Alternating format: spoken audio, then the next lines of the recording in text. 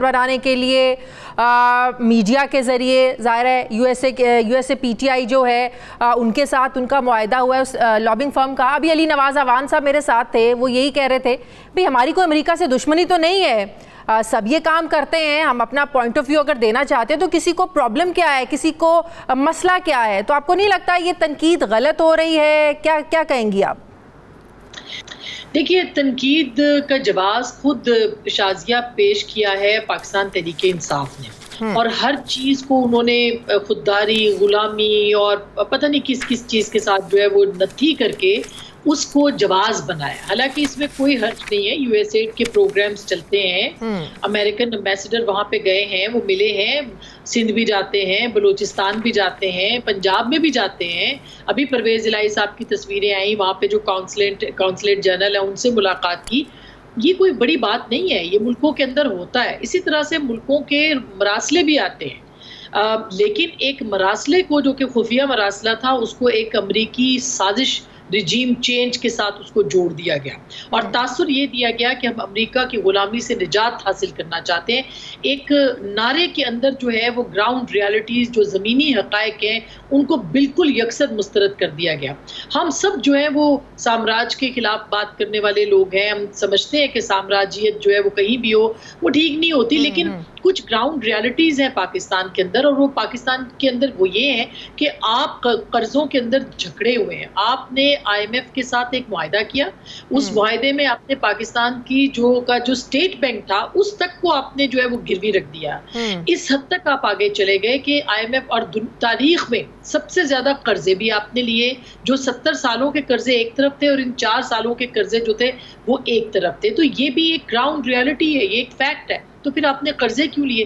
क्या हम दुनिया से कट के रह सकते हैं? जब आप रिजीम चेंज का नारा लगा रहे थे और लोग उनको बता रहे थे कि भाई ये मुल्क जो है पहली बार एक प्राइम मिनिस्टर को वोट ऑफ नो कॉन्फिडेंस पे वोट आउट कर रहे हैं, आप इसको साजिश का नाम ले रहे थे। और फिर आपने देखा 36 गाड़ियां और जो डेविड ब्लूम साहब की, डोनाल्ड ब्लूम साहब के साथ मुलाकात, और फिर अब तो ये भी खबरें हैं कि 25 मिनट की कॉन्वर्सेशन भी थी जो कि जूम लिंक के ऊपर एक अलग कमरे में CM KPK जो है उन्होंने करवाई थी इमरान खान साहब से। उसमें उसकी डिटेल्स शेयर करें ना, उसकी ओपनली। तो आप समझते हैं ये सारी एक्टिविटीज इसलिए हो रही हैं कि शायद PTI को रियलाइज हो गया है कि हम बहुत आगे चले गए थे, रेड लाइन हमने क्रॉस कर ली थी। जो बातें आप कर रही हैं कि ज़ाहिर है बड़ी मजबूरियां, हम दुनिया से कट के नहीं रह सकते, स्पेशली अमेरिका के साथ ताल्लुकात की हमारी एक हिस्ट्री है, उतार चढ़ाव, और स्पेशली जब अमेरिका के साथ ताल्लुकात खराब होते हैं तो माजी में भी भुगता, शायद हम आज भी भुगत रहे हैं। तो आपको लग रहा है इन एक्टिविटी से जाहिर हो रहा है कि अब तहरीक इंसाफ इसीलिए ताल्लुकात को बेहतर बनाना चाह रही है कि अब बहुत हो गया, अब मजीद नहीं बर्दाश्त हो सकता? जी बिल्कुल, वो एक पॉपुलैरिटी जो थी उनकी, उसके ऊपर वो करना चाह रहे थे, और वो ये पॉपुलैरिटी को आगे लेके अपनी एक बनाना चाह रहे थे कि उनका नैरेटिव जो है वो पाकिस्तान के अंदर बहुत पॉपुलर है, और इस एंटी अमेरिकनिज्म के ऊपर जो है वो लोग खड़े हो जाएंगे, जो कि खड़े भी हुए फॉर द टाइम बीइंग। और ये नैरेटिव जो था ये बनाया भी इसीलिए गया, लेकिन वो सस्टेन नहीं कर पाया, क्योंकि अगर आप झूठ की बुनियाद के ऊपर बयानियां बनाते हैं तो जाहिर है आपको कहीं ना कहीं जो है वो सच सामने आता है। और यही हुआ इस खत के मामले के अंदर कि आप देखें DG ISPR से लेके सेक्रेटरी फॉरेन अफेयर्स तक और फॉरेन ऑफिस तक जो है उन्होंने इसकी तरदीद की, नेशनल सिक्योरिटी कमेटी तक ने की कि ये कोई साजिश नहीं थी। इस तरह का खत हिंदुस्तान में भी लिखा गया था, मगर उन्होंने उसका डिप्लोमेटिकली उसको जवाब दिया था। और मुख्तलिफ ममालिक के साथ इसी तरह के मरासले होते हैं, खुद पाकिस्तान भी लिखता है इस तरह के मरासले। तो मेरा ख्याल है कि ये एक बहुत उस तरह की चीज़ थी जिसको कि ना सिर्फ पाकिस्तान के सफारती ताल्लुकात पे बहुत ज़्यादा असर पड़ा। उसकी वजह ही थी कि आप देखें कि 3 महीने तक जो है आपके जो IMF के साथ डील थी वो नहीं हो पाई, और बहुत सारी और वजूहात भी जो थी वो सामने आ गई। तो मेरा ख्याल है कि ये ताल्लुकात को उनको रिवाइव करना पड़ेगा, इसलिए कि आप बिल्कुल दुरुस्त है, आप अपना नैरेटिव बनाएं एक पॉलिटिकल पार्टी के तौर पे। पीपल्स पार्टी ने भी बनाया, मुख्तलिफ लोगों ने बनाया, लेकिन ग्राउंड रियलिटीज को आप सामने रखें। ये नहीं कि सामने आपका बयानिया कुछ और है और पर्दे के पीछे आपका बयानिया जो है वो कुछ और है। बिल्कुल ठीक। आज सदर मुमलिकत ने बड़ी ज़बरदस्त पॉजिटिव बात की कि नफ़रतें इस हद तक बढ़ चुकी हैं कि अब जो है ना सबको पीछे हटना होगा, मिलकर बैठकर बातचीत करनी होगी। मैं इसके लिए किरदार अदा करने को तैयार हूँ। मैं शहबाज शरीफ साहब से भी बात कर सकता हूँ, मैं इमरान खान से भी बात कर सकता हूँ, लेकिन इमरान खान का शुरू से एक मौक़िफ़ रहा है कि जब तक इलेक्शंस की डेट का अनाउंस नहीं होती मैं किसी के साथ नहीं बैठूंगा। अब जो कल जलसा करने जा रहे हैं, हमारी जो इतलात हैं कि वो अब बड़ा ऐलान करेंगे, अल्टीमेटम देंगे, मतलब कि 1 महीने का अल्टीमेटम होगा कि अगर उस डेट के वक्त के अंदर, मुकर्ररा वक्त में आप इलेक्शन अनाउंस नहीं करते हैं, डेट अनाउंस नहीं करते हैं, तो मैं लॉन्ग मार्च लेकर आऊंगा। तो क्या वफाकी हुकूमत जो अब सिर्फ इस्लामाबाद की रेडियस तक महदूद होकर रह गई है, वो ये प्रेशर बर्दाश्त कर सकेगी अगर इमरान खान लाखों लोगों को लेकर इस्लामाबाद पहुंच जाते हैं? मेरा नहीं ख्याल शाजिया के हो सकता है वो ये ऐलान कर दें, मगर मेरा नहीं ख्याल कि पाकिस्तान तहरीक इंसाफ इसको अफोर्ड कर सकती है इस वक्त। ख़ास करके जो शहबाज गिल की एपिसोड है उसके बाद से तो बहुत सारे सवालात जो हैं वो तहरीक इंसाफ की क़यादत पे खड़े हो गए हैं। इसी तरह से फॉरेन फंडिंग केस के शुरू हो गए हैं। इसी तरह से तोशा खाना का मामला जो है वो सामने आ गया, जिसमें कहा जा रहा है कि नाहलियत की तलवार इमरान खान साहब के सर पे लटक रही है और उसमें जो उनके असासे या गोशवारों के अंदर जो उन्होंने असासे अपने नहीं बताए हैं या रकम के बारे में जो कि उन्होंने तोशा खाना के तहाइफ की वजह से रखी थी, जो कि उनको दिखाने थे कानून की के वजह से, वो मेरा ख्याल है कि एक बहुत बड़ा केस है। और इसके ऊपर अगर आगे जाके प्रोसीडिंग्स होती हैं और वो ओपन ट्रायल होता है या जिसे कहना चाहिए ट्रांसपेरेंट होता है, तो मैं इसके ऊपर बहुत ज़्यादा सवालात इमरान खान साहब पे खड़े हो जाएंगे। ऐसी सिचुएशन में क्या इमरान खान साहब जो है वो अपनी, जो कि उनकी अपनी पार्टी भी, उसको अगर देखा जाए तो पिछले लॉन्ग मार्च में भी ठीक है हुकूमत की तरफ से पाबंदियां लगाई गई, लेकिन क्या आपको लगता है कि अवाम भी निकले थे? आप खैबर पख्तूनख्वा में खुद पाकिस्तान तहरीक इंसाफ की हुकूमत थी और वहाँ से जब लोग निकले थे और इमरान खान साहब पहुंचे थे तो उस वक्त तक 10 से 15,000 लोग थे जो कि उनके साथ थे। और ख़ुद इमरान खान साहब को भी ये बात समझ में आ गई थी कि लोग उनके साथ नहीं निकले हैं। तो क्या एक मरतबा फिर आप वो एक्सरसाइज करने जा रहे हैं तो आपको लगता है कि लोग जो है वाकई आपके साथ निकलेंगे? जबकि आपकी जो तब तो जगह जगह रोका गया था ना। अब आप देखिए पंजाब में भी खुद बैठे हुए हैं, KPK में भी खुद बैठे हुए हैं। नहीं, बिल्कुल रोका गया था, लेकिन इस KPK में उस वक्त भी उनकी हुकूमत थी। उस वक्त भी वो हेलीकॉप्टर के जरिए से वो सवाबी में उतरे थे। उस वक्त वहां पे कोई रोक टोक नहीं थी। रोक टोक उनको अटक के बाद मिली थी। तो मेरा ये सबसे अहम सवाल है कि आप अगर पंजाब से भी आवाम को ले आते हैं और तो कब तक ऐसे करेंगे? इवेंचुअली आपको टेबल पे ही बैठना पड़ेगा, इवेंचुअली आपको बातचीत ही करनी पड़ेगी। हर चीज का हल जो है वो बातचीत में ही है। और इमरान खान साहब एक बड़ी सियासी जमात के सरबराह हैं, उनकी फॉलोइंग है। उनको इन जो ग्राउंड रियलिटीज को सामने रखते हुए फाइनली पॉलिटिकल प्रोसेस और पॉलिटिकल उसके साथ सॉल्यूशंस के साथ ही आगे बढ़ना पड़ेगा। ये जो धरने लॉन्ग मार्च है ये फॉर द टाइम बीइंग तो ठीक लगते हैं, मगर लॉन्ग टर्म जो पॉलिसीज होती हैं पॉलिटिकल पार्टीज की वो मुख्तलिफ होती हैं। तो मेरा ख्याल है, लेकिन अब उनके तहफ़्फ़ुज़ात दूसरी तरफ भी जा रहे हैं ना कि उनको फौज से लड़वाने की साजिश हो रही है। कुछ लोग ये चाहते हैं कि फौज के सामने इमरान खान को लाकर खड़ा कर दिया जाए, फौज इमरान खान के खिलाफ एक्शन ले। दूसरी पॉसिबिलिटी वो कह रहे हैं कि इनकी कोशिश है मुझे नाअहल करवा दें, इनकी कोशिश है मुझे तोशा खाना में जो है ना वो नाअहल करवा दें, 62, 63 की तलवार जो उन पर लटक रही है। तो ये उनको लगता है कि उनके खिलाफ ये बाकायदा प्रोपेगेंडा किया जा रहा है, साजिश की जा रही है उन्हें मैदान से निकालने की।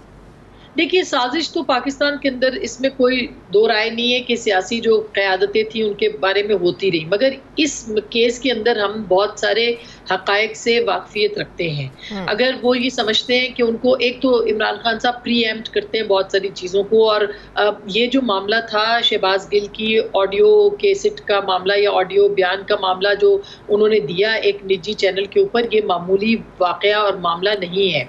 और इसलिए इसकी बुनियाद के ऊपर आप देखें कि वो ये कहते हैं कि फ़ौज के खिलाफ, उनके खिलाफ जो है वो फ़ौज को दूर करने की कोशिश की जा रही है।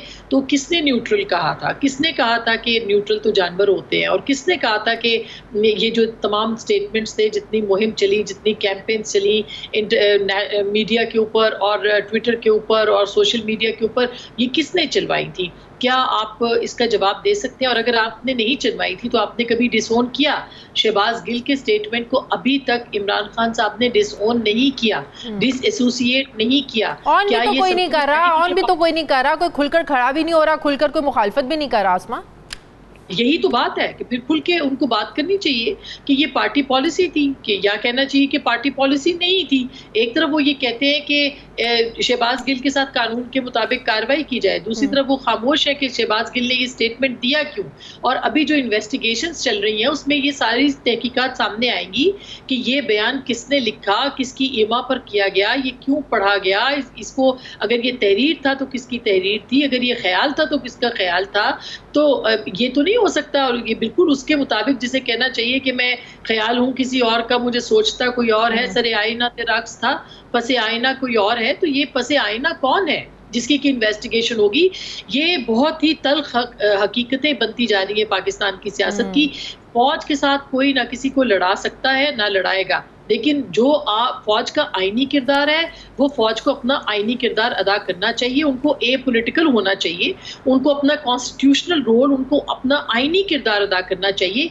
ये नहीं हो सकता कि आप फौज का कंधा भी इस्तेमाल करें, फौज के बलबूते के ऊपर आप वजारत उज़्मा भी लें और फिर आप ये कहें कि मुझे फौज से लड़ाने की कोशिश, बयानात भी दें और कहें कि लड़ाने की कोशिश भी की गई। और इतना संगीन स्टेटमेंट कि जिसमें फौज में तकसीम पैदा करने की कोशिश की गई है। रैंक एंड फाइल की जो बात हो रही है, रैंक एंड फाइल के अंदर किसने तफरीक पैदा की है कि आप अहकामात ना माने आप, ये बहुत संगीन बात। और ये पाकिस्तान में नहीं, दुनिया भर में अगर कोई इस तरह का स्टेटमेंट हो तो उसको संगीनी उसकी जो है वो आप तसव्वुर कर सकती हैं कि उसको कितना संगीन तसव्वुर किया जाता है। तो मेरा ख्याल है कि ये बहुत ही खतरनाक ट्रेंड है जिसका कि खुद तहरीक इंसाफ ने आगाज किया बदकिस्मती से। और जाहिर है कि मुझे लगता है कि शायद उनको अब रियलाइज भी हो रहा है, ये रियलाइजेशन हो रही है तहरीक इंसाफ में जब से शहबाज गिल साहब के साथ ये सब कुछ हो रहा है। आप समझते हैं कि नफरत अंगेज इस माहौल में अब मुफाहमत बहुत ज़्यादा ज़रूरी हो गई है, इसके बगैर हमारा जो सियासी अदम इस्तेकाम है ये ख़त्म नहीं हो सकता। देखिए, मुफाहमत से तो शाजिया कोई भी दो राय नहीं है। मुफाहमत तो पाकिस्तान की सियासत के अंदर ज़रूरी है, ख़ास करके इस वक्त जो मईशत के हालात हैं। अगर पाकिस्तान की यही सूरत हाल होती तो जून के अंदर पाकिस्तान ने डिफ़ॉल्ट हो जाना था। ये मैं नहीं कह रही, आप किसी भी अगर पाकिस्तान के जो सियासतदान हैं या जो आला ओहदेदार है, अगर आप उनसे पूछेंगे जो सिचुएशन बन गई थी पाकिस्तान को, श्रीलंका जैसी सिचुएशन जून के अंदर सामने आ जानी थी, तो इसका हल क्या है। अगर आप पाकिस्तान की तरफ देखें जो पाकिस्तान की 8-9 सियासी जमातें इस वक्त इक़्तिदार में हैं, उन्होंने सोचा होगा ना कि ये जितना भी मईशत और महंगाई का मामला है इसका मलबा इमरान खान पे गिरना चाहिए। अगर वो आगे बढ़े और उन्होंने इसको अपने ऊपर लिया है तो इसका मतलब है कि उन्होंने अपने सियासी जो मफादात हैं उनको पसे पुश्त करके रियासत के मफादात को सियासत से बालातर होके देखा है। तो ये एक, और इदारों ने भी मेरा ख्याल है कि पहली बार अपना आईनी किरदार अदा करने की कोशिश की है और वो कर रहे हैं। तो ये एक बहुत ही हेल्दी साइन है। इसमें सिर्फ एक जमात है जो इस नेशनल एजेंडे के अंदर जो है वो आड़े आ रही है, वो एक चार्टर ऑफ इकोनॉमी के अंदर जो है वो आड़े आ रही है। और वो कौन सी जमात है? ये एक बहुत अफसोसनाक बात है कि तहरीक इंसाफ जो है वो रूलिंग पार्टी रही है, उसकी इस वक्त भी पंजाब और खैबर पख्तूनख्वा के अंदर हुकूमत है, गिलगित बल्तिस्तान में हुकूमत है, कश्मीर के अंदर हुकूमत है। तो क्या ही अच्छा हो कि अगर वो भी यहाँ पे आके बैठे और एक चार्टर ऑफ इकोनॉमी को जो लेके वो आगे चले। तो फिर क्यों, सवाल तो यही है कि फिर क्यों वो फौज के खिलाफ, सियासी जमातों के खिलाफ, सियासी लोगों के खिलाफ। खुद इमरान खान साहब ने अपने दौरे इक़्तिदार में मीडिया के साथ क्या किया, उन्होंने सियासी जमातों के साथ क्या किया, उन्होंने पार्लिमान के साथ क्या किया, उन्होंने आइन शिकनी की जो हम बात करते हैं पार्लिमान के साथ क्या किया। वाहिद वजीर आजम है जिनको वोट आउट किया जा रहा था और उन्होंने पाकिस्तान के आइन के खिलाफ जाते हुए उस वक्त असम्बली तोड़ दी जब उनके पास ये आइनी इख्तियार नहीं था। तो ये एक बहुत ही अलमिया है इस मुल्क का कि आपको आइन के दायरे में और कानून के अंदर रहते हुए इस मुल्क को चलाना है तो पाकिस्तान की बका है, वरना जाहिर है कि सूरत हाल संगीन तर हो सकती है।